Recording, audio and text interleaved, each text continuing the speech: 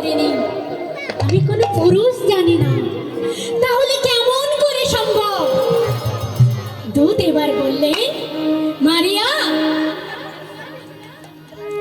ঈশ্বরের বাক্য শক্তিহীন নয়, ঈশ্বরের প্রত্যেকটি বাক্য শক্তিযুক্ত। তুমি কেমন ভাবে মা হবে জানো? ওই পবিত্র আত্মা